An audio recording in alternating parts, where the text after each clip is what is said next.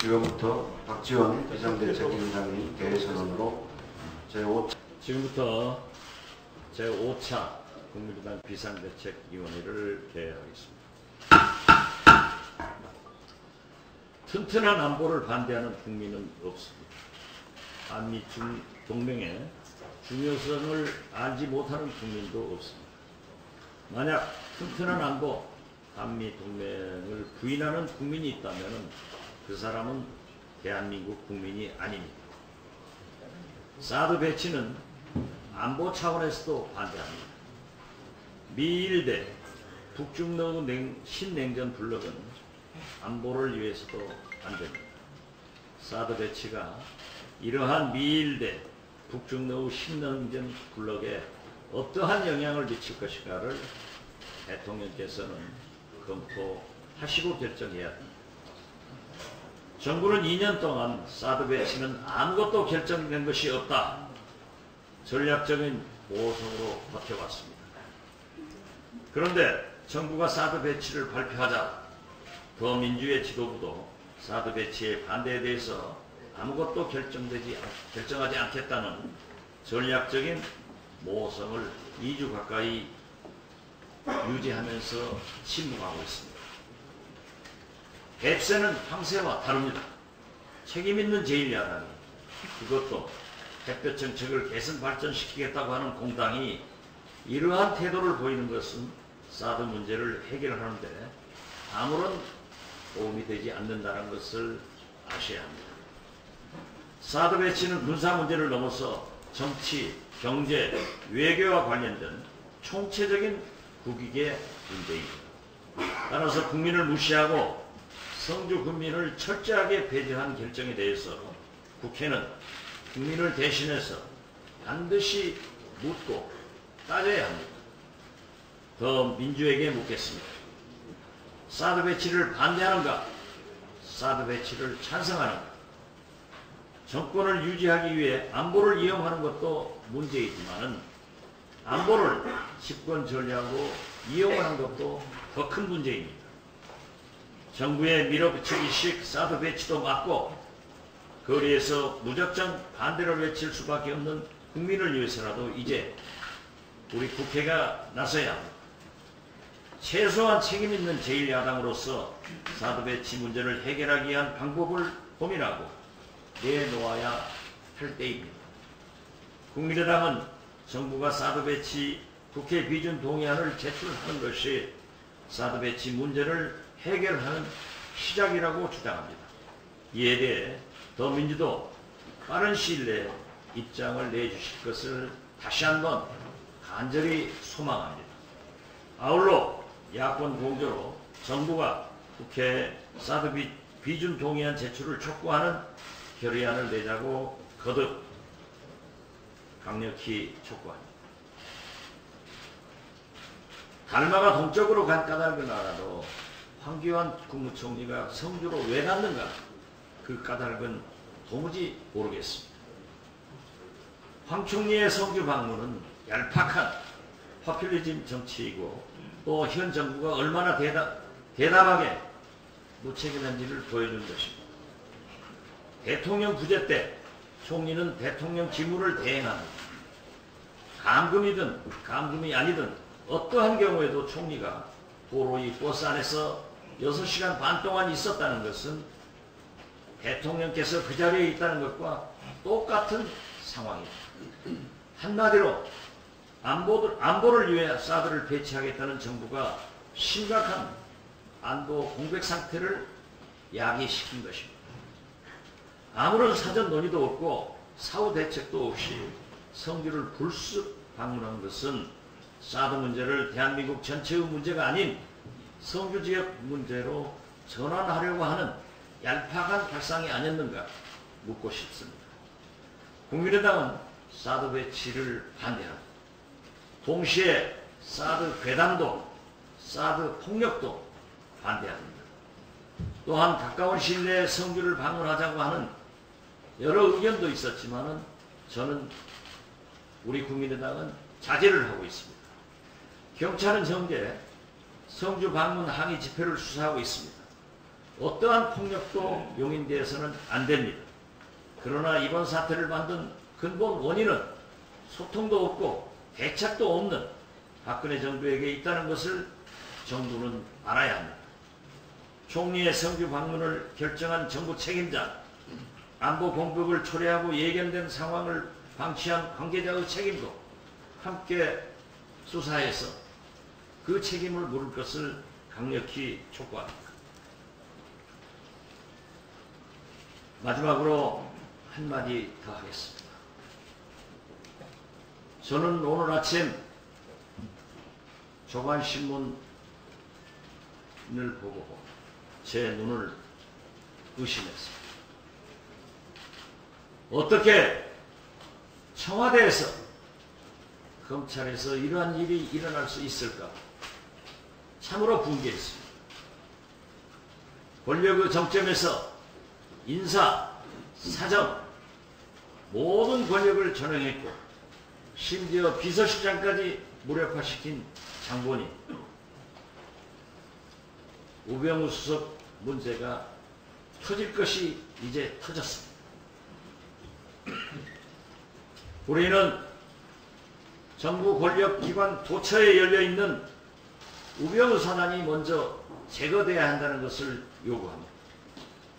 권력의 곳곳에 그의 사단이 탱크가 이 나라를 망치고 있다는 것을 우리는 알고 있습니다. 청와대에서는 해명하겠다 하면서 중개수수료 10억 원을 준 정상적인 거래 운운하지만은 해명은 검찰에 가서 할 것을 촉구합니다. 박근혜 대통령은 이번 우병우 수석, 진경준 검사장 총체적으로 무너진 정부 공직기관과 함께 검찰을 바로 세우기 위해서도 대국민 사과를 하고 이에 대한 책임자를 처벌하고 국민 앞에 책임을 지기 위해서 전면 개각을 빠른 시일 내에 실시하라고 국민의당은 요구합니다. 이상입니다. 네, 오늘 아침 10시 반에 제3차 민생경제점검회의가 열립니다. 3당 의장과 경제부총리 간의 회담입니다. 네, 또 한 가지 정책 발표 사항에 대해서 보고 드리겠습니다. 어제 국민의당 정책위는 저출산 대책을 발표했습니다. 저와 김삼아 제5정도 위원장, 신용용 여성가족위원회 간사와 함께 준비한 패키지 아닙니다.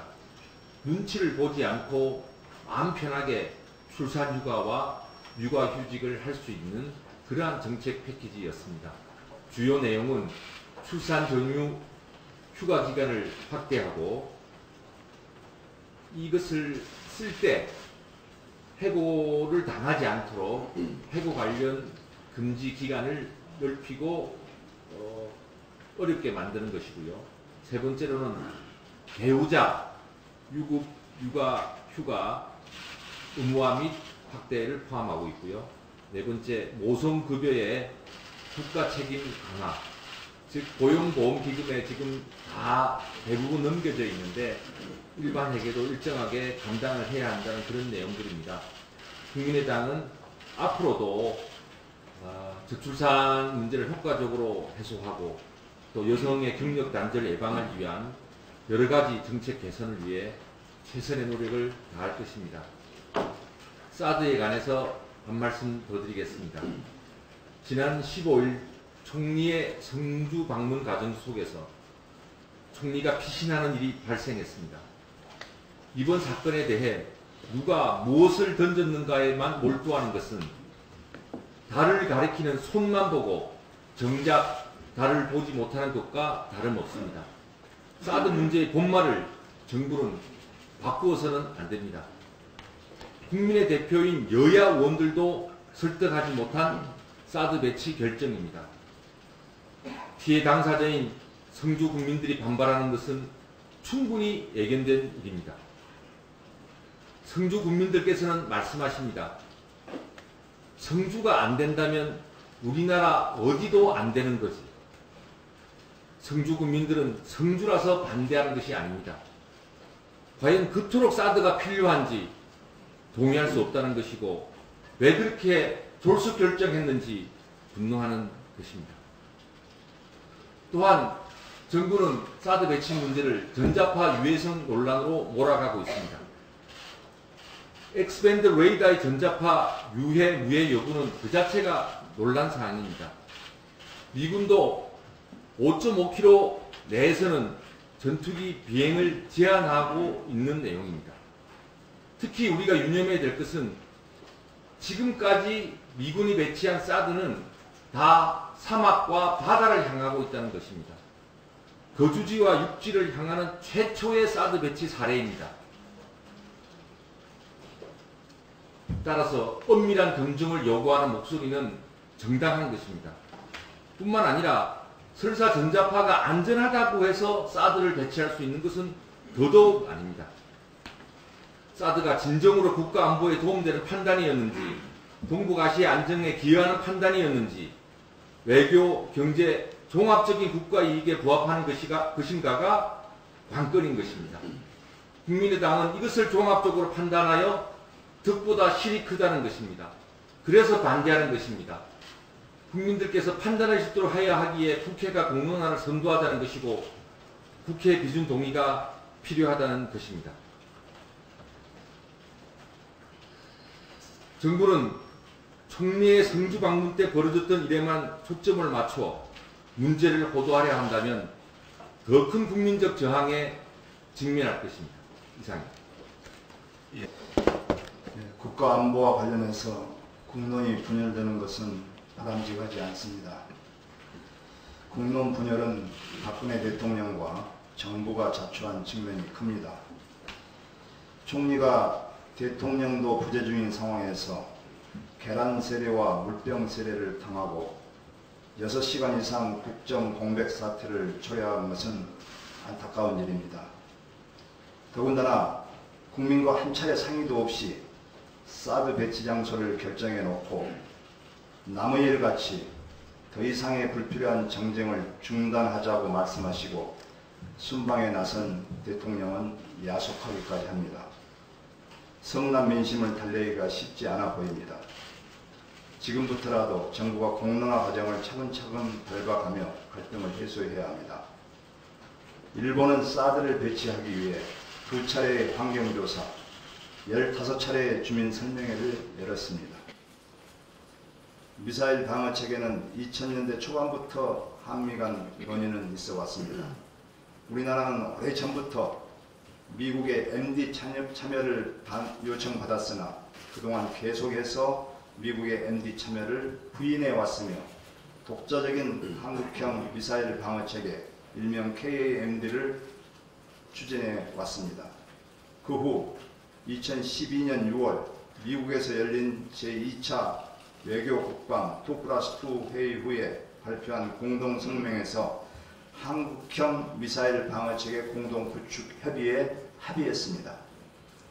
이러한 국방 기조는 박근혜 정부 들어서도 유지되어 왔습니다. 대통령께서 2013년 국군의 날 기념식에서 정부는 강력한 KAMD 그리고 킬체인, 핵과 대량 살상 무기 대응 능력의 조기에 확보해서 한국형 MD 능력을 조기에 확보하겠다라고 말씀하셨습니다.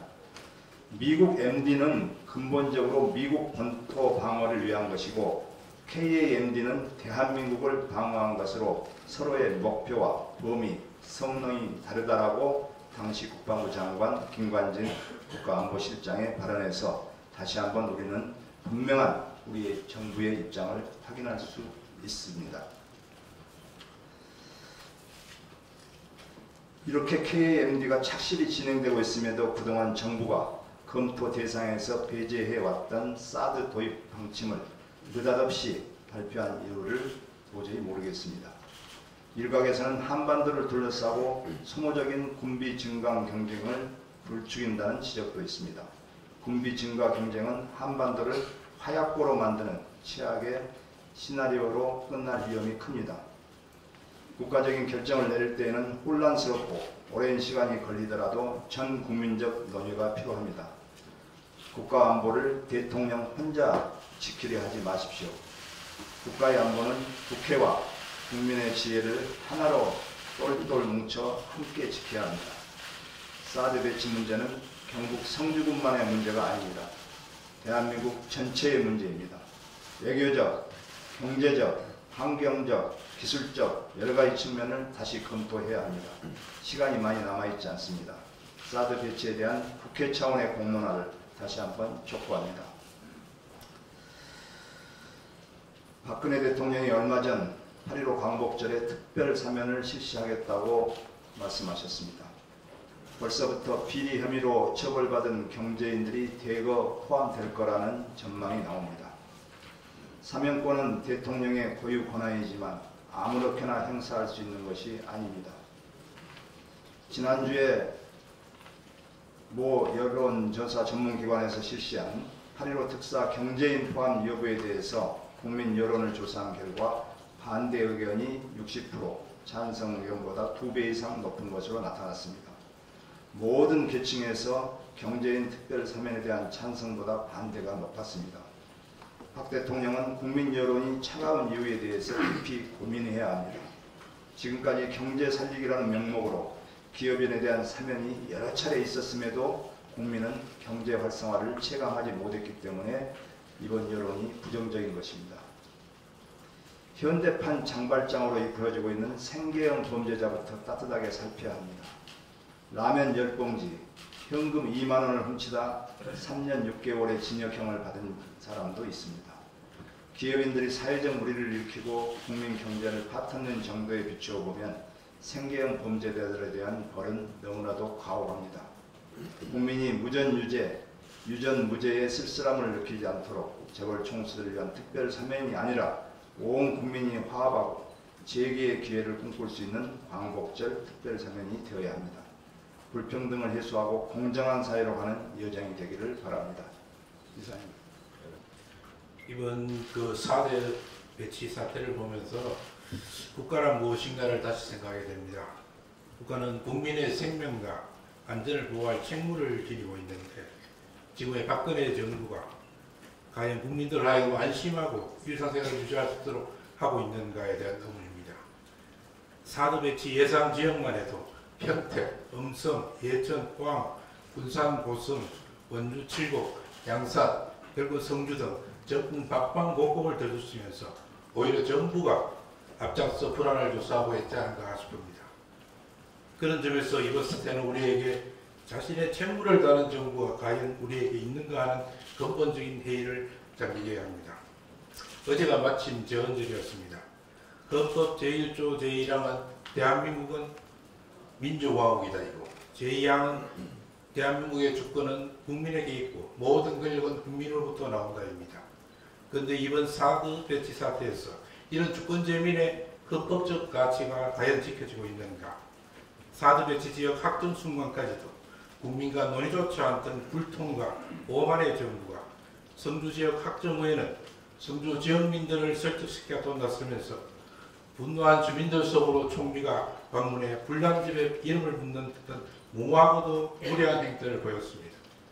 지금까지 4대 배치와 관련한 모든 과정에서 주권재민의 헌법 정진을 구현하는 정부의 자세는 그 어디에서도 찾아볼 수가 없었습니다. 대한민국은 과연 민주공화국입니다. 우리가 대한민국이 아니고 대한미국입니까? 라고 외치는 성주 어느 여중생의 절규, 또 개돼지는 타협이 없습니다라는 어느 성주 국민의 가슴 아픈 분노, 또 떠나가는 총리를 붙들고 대화를 시도하려 했던 어느 성주 국민의 차를 들이받고 떠나버린 총리. 과연 국가가 국민들의 가슴을 이처럼 아프게 할 권리를 그 어느 누구라도 정부에게 주지 않았다고 봅니다. 그런데 다시 정부는 국가적 행포와 폭력적 정책 앞에 정당한 의사를 표시하며 항의한 순박한 성주 국민들을 채점 몰래카메라로 잡아들여 범법자로 다시 몰아가려 합니다. 어제 우리 당 대변인의 성명대로 도대체 누가 화를 내야 합니까? 계란맞은 총리입니까? 아니면 어떤 사전협의도 없이 일방적으로 4대 배치가 결정된 성주 국민들입니까? 국민들이 가슴 아파하는 것은 4대의 전자파 유해만이 아닙니다. 박근혜 정부가 들어서 쓰레기통에 처박힌 주권 재민의 헌법적 가치입니다. 무엇보다 사드 배치 같은 위중한 사안조차 대국민 공론화 과정을 거치지 않고 대통령 독단으로 밀실에서 결정해 일방적으로 통보 집행하는 불통과 오만의 무례한 정부를 자신의 손으로 뽑았다는 자괴감이기 때문입니다. 물론 우리 국민의당은 어느 정당보다도 국가 안보를 소중히 여기는 정당입니다. 하지만 사드는 단순히 안보 문제만이 아닙니다. 한반도를 둘러싼 동북아 열강 모두와 관계되는 문제이고 국민의 생존권이 걸린 경제 문제이며 특히 국가의 미래가 걸린 역사적 문제이기도 합니다. 만일 박근혜 정부가 계란과 물병 투척을 핑계로 보안 정부를 조성해 국면 전환을 깨한다면 그런 꼼수를 부린다면 국민의당은 결코 자시하지 않을 것으로 생각합니다. 이상입니다. 대한민국의 헌법은 민주공화정으로서의 통치 방식 그리고 국민들의 기본권 보장을 국가에 요구하고 있습니다. 하지만 이런 헌법 정신과는 달리 지금의 대한민국은 오직 통치만 남아 있습니다. 세월호 유가족들, 위안부 할머니들, 백남기 농민 등 사회 도처에서 국민들은 헌법적 가치가 외면당하고 있는 현실을 목격하고 있습니다. 미국 독립을 이끌었던 토마스 페인은 감독받지 않는 통치를 절대권에 대한 갈망이라고 표현했습니다. 제헌절을 지나면서 현 정부가 감독받지 않는 통치를 욕망하는 것은 아닐까 두려웠습니다.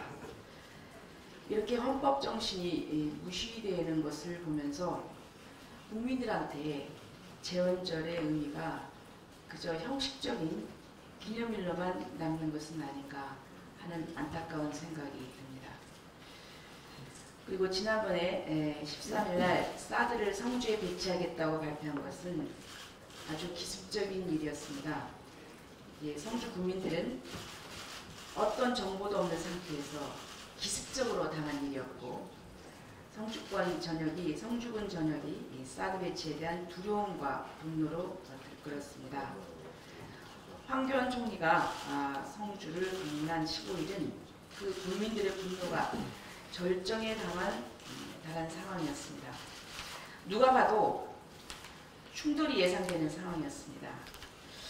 아니나 다를까 경찰은 황교안 총리 억류 사태를 빌미로 해서 수사 전담반을 편성했고 외부 세력 운운하면서 보안 정국을 조성하고 적반하장의 형태로 본질을 흐리고 있습니다.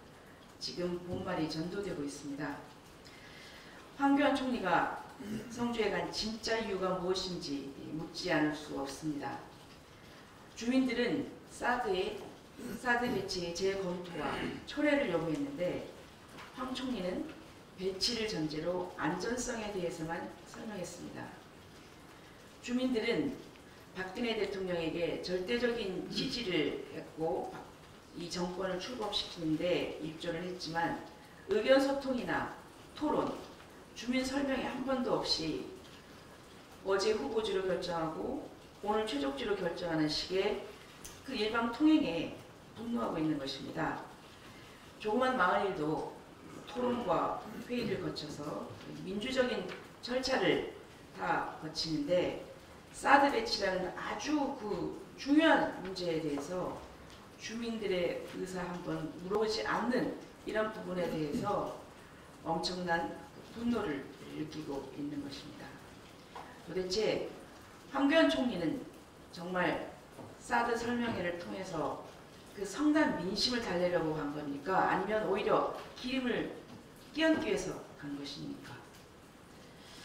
저는 사드 사태의 본질은 배치를 결정하고 배치제를 발표하기까지 지속적으로 자행된 정부의 아집과 독주의 문제이지 무능한 총리가 자초한 억류 사태가 아닙니다. 다시 문제의 본질로 돌아가서 사드 배치에 대한 전면적인 재검토와 함께 보안정국 조성이라는 꼼수를 멈춰야 합니다. 이상입니다. 우리 주변의 인터넷은 누구나 언제 어디서든 쉽게 접할 수 있는 유용한 커뮤니케이션 도구입니다. 잘만 활용한다면 가장 효과적인 방법으로 정보를 획득하고 소통할 수 있는 그런 유효한 수단입니다. 그런데 최근에 인터넷을 활용한 방송 부작용이 심각한 수준에 이르고 있습니다. 의사, 회계사 등 전문 직종 종사자 부과시용으로 시속 300km가 넘는 수입 외제차의 위험한 경주가 생방송되는가 하면 사나운 도사견이 길고양이를 공격하는 장면까지 여과 없이 방송에 내보내지고 있습니다. 심지어는 불법 도박을 홍보해주고 뒷돈을 받는 BJ도 생기고 음란, 사회성 조장, 선정, 욕설 비하 발언 논란이 끊이지 않고 있습니다. 언론과 마찬가지로 인터넷상에서의 표현의 자유는 물론 존중되는 것이 마땅합니다. 그러나 인터넷 공간에서 버젓이 벌어지는 도덕성과 미풍 양속의 파괴 등은 표현의 자유라는 이름으로 보호될 수 없는 명백한 범죄 행위입니다. 국민의당은 정부가 이러한 모든 행위가 벌어지는 매체에 대해서 청소년 유해 매체 지정, 허가 취소 등 특단의 조치를 취할 것을 요구합니다. 저희 국민의당에서도 인터넷 방송 부작용을 줄이기 위한 노력을 계속 기울이겠습니다. 이상입니다. 해도 너무하고 또 참고 있기가 어려워서 발언을 신청했습니다. 총선이 끝난 지 3개월이 지났습니다. 각 지역마다 선거법 수사가 진행되고 있고 당선자에 대한 소환과 기소가 임박되어 있습니다. 이런 때에 집권당과 거대 야당에 대해서는 솜방망이 처벌을 하고 국민의당에 대해서는 쇠방망이 처벌을 하고 있지 않은가 하는 그런 피해의식 또 우려를 갖고 있습니다. 이런 엄중한 시기에 선거법에 대한 선관위와 검찰과 법원의 공정한 판단과 법 집행에 대해서 정치권이 외압을 가하고 청탁을 가하고 국회를 통해서 개입하는 행위를 엄단해야 된다고 생각합니다. 이것은 공정한 선거 문화를 왜곡하고 선거 부정의 당사자가 검찰의 수사와 법원의 판단에 개입하는 국기문란 행위라고 생각합니다. 정치권의 갑질 중에 갑질이라고 생각합니다. 특히 거대 여당과 야당이 피감기관에 압력을 가하거나 전관을 이용해서 교묘히 선거법 위반 사건에 개입하고 수사를 방해하는 일이 저희 당에 속속 제보되고 있습니다. 한 예를 들어보면 지금 제가 있는 경기도 안산에는 4개 지역구 가운데 3개 지역이 선거법 수사를 받고 있습니다. 아주 엄중한 수사가 진행되고 있습니다. 어느 지역에는 정치자금과 허위사실로 검찰 수사가 3개월간 지속되고 있고 또 다른 지역에서는 쌀가마를 돌린 것이 문제가 되어 있습니다. 저희 지역에서는 후보가 전대미문으로 위장 전입을 했다는 의혹을 받고 있습니다. 가족과 아들이 그리고 수십 명의 선거운동원이 위장 전입을 받고 의혹을 받고 있음에도 불구하고 검찰이 직접 수사를 하지 않고 있습니다. 또한 선거 캠프가 언론기관의 대표에게 돈을 주었다는 사실이 확인되고 같이 공모되었음에도 불구하고 이것이 3번씩이나 구속영장이 기각되는 이렇게 돼서야 사법당국의 공정선거를 위한 의지를 과연 가능할 수 있겠는가 하는 생각을 갖게 하는 그런 일들이 벌어지고 있습니다. 우리 당은 전국적으로 벌어지고 있는 이런 불편부당하고 잘못된 정치권의 기득권을 타파하는 일, 공정한 법 집행이 이루어질 수 있도록 잘못된 관행과 기득권과는 국민의당은 타협 없이 싸우겠다 하는 그런 말씀을 드리고 이제부터 발생되는 여러 가지 문제에 대해서는 언론에 공개적인 그런 보도를 요청하겠습니다. 이상입니다. 네, 2017년도 시간당 최저임금이 6,470원으로 결정되었습니다. 이는 올해보다 7.3%, 그러니까 440원 정도가 인상됐지만 지난 4.13 총선에서 나타난 다수 국민의 바람에 비하면 아직 부족한 것입니다. 최저임금위원회 결정은 양극화 해소와 포용적 성장의 길로 가야 한다는 세계적 흐름과도 배치되는 것이어서 이번 결정이 안타까울 따름입니다. 이와 함께 매년 최저임금 결정에 있어서 노사의 대립과 맞물려 결국 정부의 입장이 반영된 최저임금이 결정되어 반복되는 사례 또한 유감스럽습니다.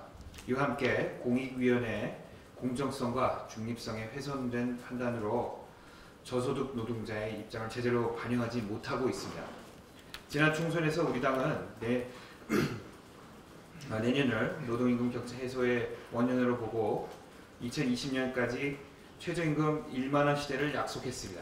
이런 상황에서 최저임금위원회의 결정은 유감입니다. 임금 격차 해소는 사회적 불평등 해소의 핵심 요소이며 최저임금은 저임금 근로자의 소득을 향상하고 노동시장 내 격차를 해소해 소득 분배 상황이 단계적으로 개선될 수 있도록 결정돼야 합니다. 이제 유명무실해진 최저임금위원회 존재 이유를 다시 한번 생각해야 할 때입니다.